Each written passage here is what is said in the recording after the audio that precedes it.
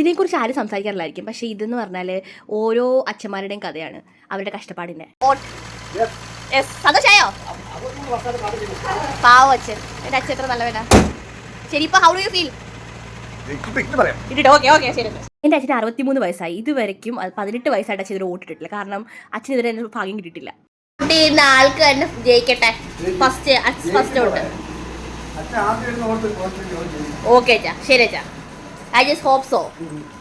ആദ്യമായിട്ട് എൻ്റെ അച്ഛൻ വോട്ടിടാൻ പോവാണ്. അതിൻ്റെ ഒരു സന്തോഷം എക്സൈറ്റ്മെൻറ്റുമാണ് അച്ഛൻ്റെ മുഖത്ത് കാണുന്നത്. കുടുംബത്തിന് വേണ്ടിയിട്ട് കുറേ നാൾ കഷ്ടപ്പെട്ട് സമ്പാദിച്ച് അതിന് ശേഷം നാട്ടിലേക്ക് വരുമ്പോൾ ഉള്ള ഒരു സന്തോഷം ഉണ്ടല്ലോ, ചിലപ്പോൾ അതായിരിക്കും എൻ്റെ അച്ഛൻ്റെ മുഖത്ത് കാണുന്നത്. എൻ്റെ അച്ഛൻ പ്രവാസിയാണ്. അപ്പം ഈ ഒരു തവണ നാട്ടിൽ വന്നപ്പം വോട്ടിൻ്റെ സമയമായിരുന്നു. അല്ലെങ്കിൽ എല്ലാ പ്രാവശ്യം അച്ഛൻ ഗൾഫിലായിരിക്കും. അച്ഛൻ ഇതുവരെയ്ക്കും വോട്ടിൻ്റെ സമയത്ത് നാട്ടിൽ വരാനുള്ള ഭാഗ്യമുണ്ട്.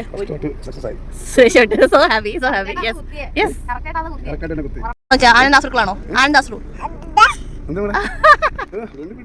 അപ്പം നിങ്ങൾ ചോദിക്കായിരിക്കും വോട്ടിടുന്നൊക്കെ വലിയ കാര്യമാണോ? പക്ഷേ ചിലരുടെ ഒരു ഇമോഷൻസ്, അച്ഛനൊക്കെ എന്ന് പറഞ്ഞാൽ വളരെ ഡീപ്പായിട്ട് അതിനെക്കുറിച്ച് ആഗ്രഹിക്കുന്ന ഒരു മനുഷ്യനാണ്, വളരെ ശുദ്ധനായ ഒരു മനുഷ്യൻ. അപ്പം അതൊന്ന് വെച്ച് നോക്കുകയാണെങ്കിൽ അച്ഛൻ്റെ ഒരു ലൈഫിലൊരു സന്തോഷം എന്ന് പറഞ്ഞാൽ ഇങ്ങനെയുള്ള ചെറിയ ചെറിയ സന്തോഷങ്ങളാണ്. അച്ഛനിൽ നിന്നാണ് ഞാൻ പഠിച്ചത് ഓരോ ചെറിയ ചെറിയ സന്തോഷങ്ങൾ നമ്മൾ ലൈഫിൽ എൻജോയ് ചെയ്യണം. വലിയ വലിയ സന്തോഷത്തിന് വേണ്ടി വെയിറ്റ് ചെയ്യാൻ പാടില്ല. നാളെ എന്നൊരു ദിവസമില്ല.